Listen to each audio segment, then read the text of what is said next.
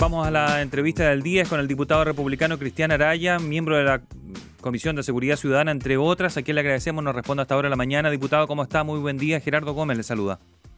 ¿Qué tal? Muy buenos días, Gerardo. Muchas gracias por invitar. Bueno, seguridad es lo que más vamos a hablar en esta conversación, diputado. Asesinaron nuevamente un carabinero y ahora se ha conocido información de última hora que muestra que Venezuela podría estar detrás del crimen de Ronald Ojeda. Lo digo desde el punto de vista ya comprobado, porque la Fiscalía a través de Héctor Barros ha dicho que el móvil político sería lo que está detrás de este crimen y muy bien planificado. ¿Cuál debe ser la respuesta de Chile a su juicio con respecto a lo que está ocurriendo con este país, con quien ya esta semana ha sido bien difícil?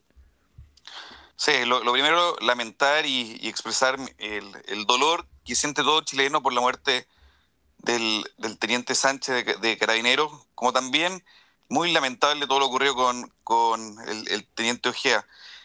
Aquí hay algo en común en ambos casos, que es la muestra de la falta de autoridad, es la muestra de que estos hechos ocurren porque el Estado no está presente. Y esto no solo me refiero a una crítica del gobierno actual, sino a cómo el Estado está retrocediendo frente al crimen, frente a la delincuencia. Y en ese sentido creo que la respuesta debe ir precisamente en sentar y mostrar la fuerza del Estado chileno.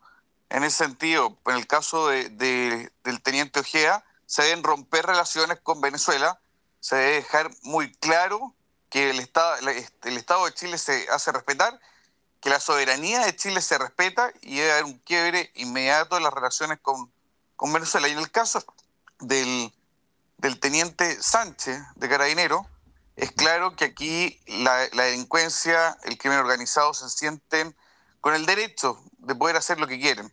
Y debe haber una persecución muy firme de la inmigración ilegal y de la delincuencia. Entonces, ahí creo que en ambos el patrón, el punto en común debe ser precisamente demostrar que la autoridad y la soberanía se hacen respetar en nuestro país.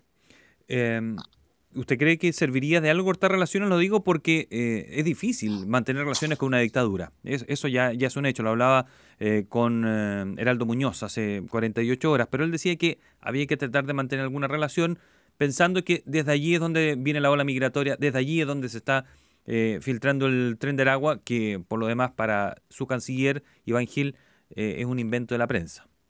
Es que la pregunta es cómo se puede tener relaciones con un país que no recibe a sus connacionales cuando son extraditados. Un país que está dispuesto a mentir de forma tan flagrante como negar la existencia del tren de Aragua. O sea, tenemos que enviarle los cuerpos a las personas asesinadas por esta organización criminal.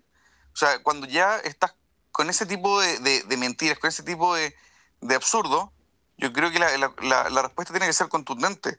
Aquí en el cuerpo diplomático venezolano tengo mi seria sospecha de que no solo hay personas que realizan labores diplomáticas, también labores de inteligencia. Sabido es, en el fondo, la preparación de todo el cuerpo de inteligencia de Venezuela desde Cuba.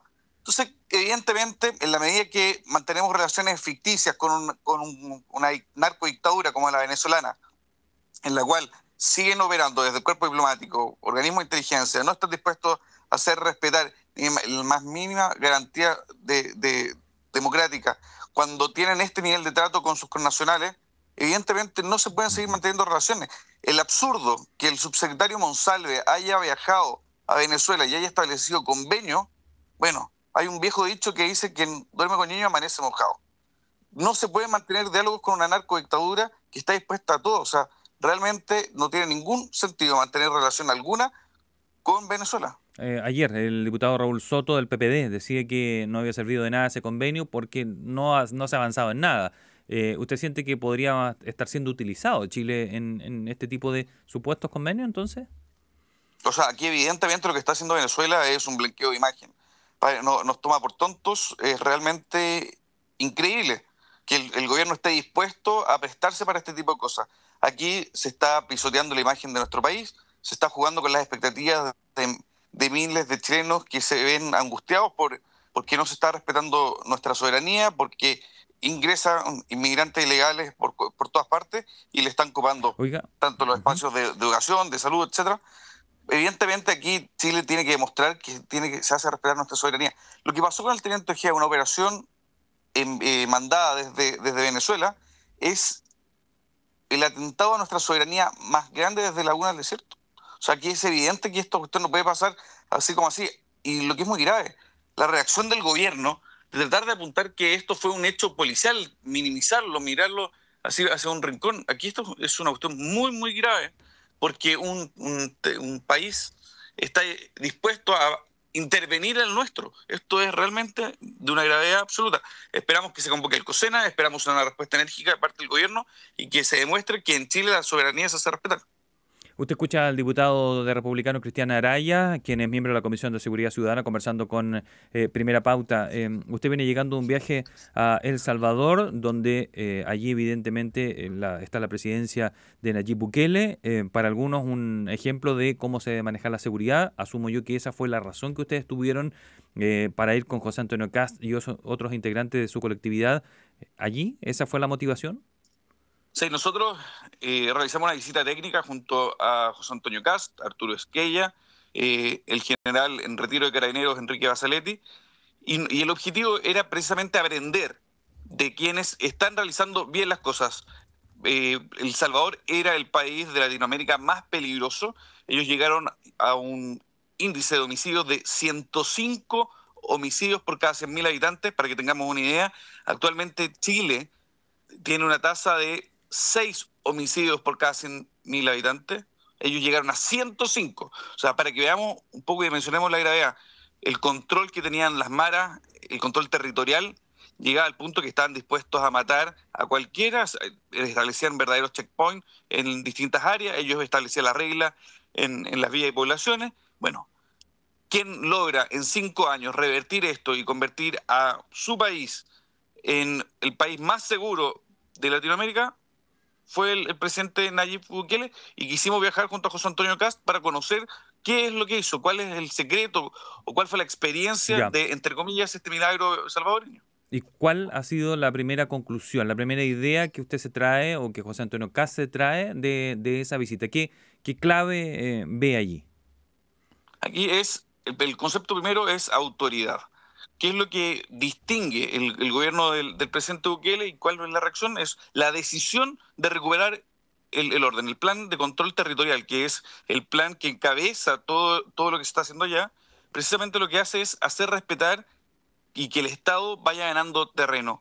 Aquí hubo un trabajo sistemático de persecución al crimen organizado, se les declara como organizaciones terroristas, se le persigue a todos aquellos que integren estas organizaciones. Eso es un cambio, un giro copernicano en la forma de enfrentar la delincuencia. Nosotros estamos acostumbrados a perseguir la delincuencia por el delito, el homicidio, el secuestro, la extorsión. Bueno, aquí lo que hizo el presidente Bukele fue precisamente cambiar el foco y apuntar hacia la organización, golpear el centro de gravedad y perseguir a todos aquellos que son parte de estas organizaciones delictuales cuyo fin es precisamente la comisión de delitos. Y en esa persecución masiva, con un respaldo firme a la Policía Nacional, a las Fuerzas Armadas, bueno, fue dando resultados muy rápido. Se sacó de circulación más de 70.000 miembros de estas pandillas y el resultado está a la vista. Hoy los salvadoreños pueden vivir tranquilos. Un 74% de los chilenos muestra simpatía por fórmulas de gobierno como la de Nayib Bukele o la de Javier Milei, y un 77% según CADEM tiene una imagen positiva de Nayib Bukele. Chile, dadas las circunstancias actuales que tiene de seguridad que hablábamos al comienzo de esta conversación, ¿necesita un Bukele? No, yo creo que cada país tiene características y son situaciones distintas. No podemos comparar lo que se vive en Argentina, lo que se vive en Brasil, lo que se vive en El Salvador con la situación chilena. Hay bemoles, hay matices, pero evidentemente cuando alguien vive angustiado por el crimen organizado, por la delincuencia, cuando alguien no puede salir de su casa, cuando miles de chilenos viven en la práctica en un toque de queda, bueno, ven con una luz de esperanza lo que está ocurriendo en El Salvador. Lo que está liderando el presidente Bukele tiene una trascendencia muy grande, porque demuestra que es posible, con decisión y con la ayuda de Dios, el poder revertir Ya, pero la guerra contra el crimen organizado. Entonces, Pero hay varios se puede ejemplos aprender. que usted sacaría de la administración Bukele para implementar en Chile, dadas las circunstancias, digámoslo así entonces.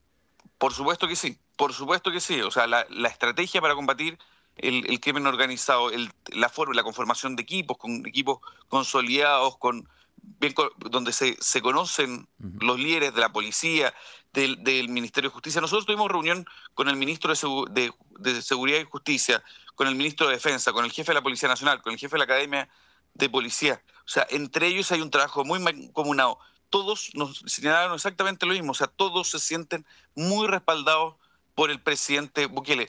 Cuán diferente es sentir que un ministro, que un jefe de la policía, se siente que su actuar está respaldado total y absolutamente por el presidente que está detrás. O sea, es muy distinto a lo que nos tocó vivir en gobiernos anteriores, donde al primer problema, frente a la primera crítica, se da baja al policía que está en el terreno, se da baja un general. O sea, es un cambio muy distinto. Y también hay un trabajo mancomunado donde la fiscalía, donde el Poder Judicial, el Parlamento y el gobierno, las Fuerzas Armadas y la policía, todos frente a un enemigo en común que es el crimen organizado. O sea, es un cambio muy distinto. Ustedes visitaron las cárceles de Bukele, supongo también en esta visita allí a El Salvador. ¿Le gustó ese sistema carcelario? Bueno, visitamos el CECOT, que es el Centro de Confinamiento del Terrorismo, esta mega cárcel que ha sido ampliamente cubierta por los medios de comunicación. Ujú. Cuenta con varios anillos de seguridad, algunos controlados por las Fuerzas Armadas, otros por la policía y luego por el símil de lo que sería aquí en Gendarmería. Y aquí hay varias cosas. Uno, el control total. Aquí las reglas no las ponen los delincuentes, hay un trato igualitario, independientemente del nivel del escalafón en el que haya podido estar alguien dentro de las maras, el uso de uniformes, la muestra de autoridad. Si aquí podemos volver a qué es lo que hay distinto, es que aquí es la muestra de autoridad. ¿Quién manda dentro del SECOT? Mm. Es el Estado salvadoreño. Y es muy distinto a lo que hoy, lamentablemente, estamos viendo muchas cárceles en Chile. Chile hoy tiene 77 centros penitenciarios. Y lamentablemente para poder tener cierta gobernanza dentro de estos centros penitenciarios ya sobrepoblados, bueno, se habilita y se mantienen acuerdos. Recordemos el control que muchas veces en la práctica tienen estos grupos. El riesgo de motín porque se les va a dejar sin señal.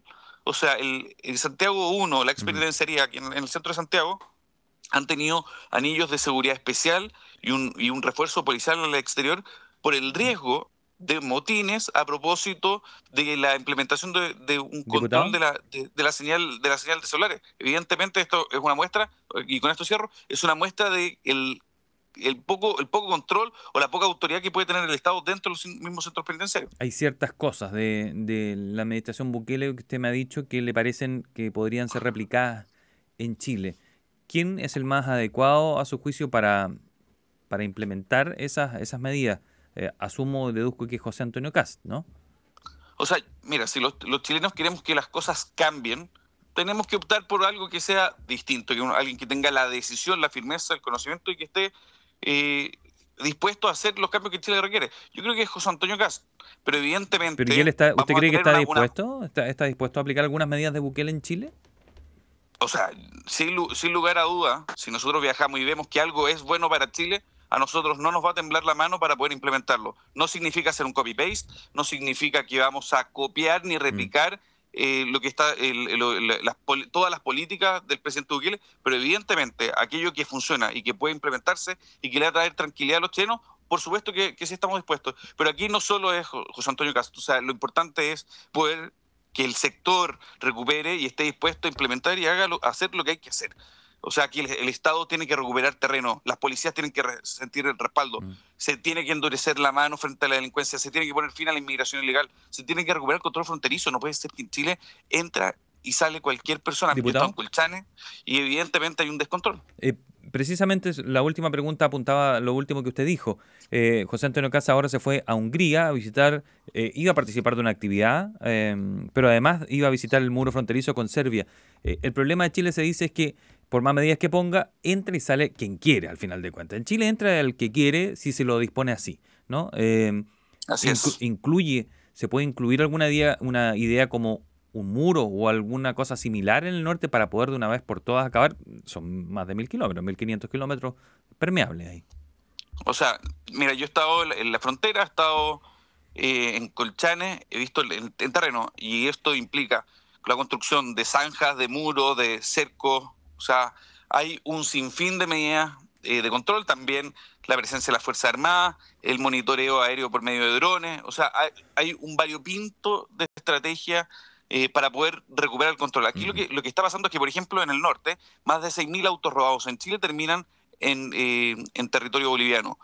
Miles de personas ingresan y salen de Chile con total y absoluta impunidad. Bien. Bueno, evidentemente esto no es insostenible. Y si es necesario implementar lo que está implementando Hungría, bueno, en eso estamos. Aquí yo creo que lo único, y con esto cierro, es dejar muy en claro que nosotros estamos preparándonos para poder tener un gobierno que sea efectivo y que pueda traer una solución. Por eso viajamos a Hungría, por eso viajamos a El Salvador y vamos a visitar todos los lugares donde se están haciendo las cosas bien. Diputado Araya, muchas gracias por permitirnos esta conversación. Muy buen día. Muchas gracias por la invitación. Un fuerte abrazo y saludos a todos los que nos escucharon. Saludos.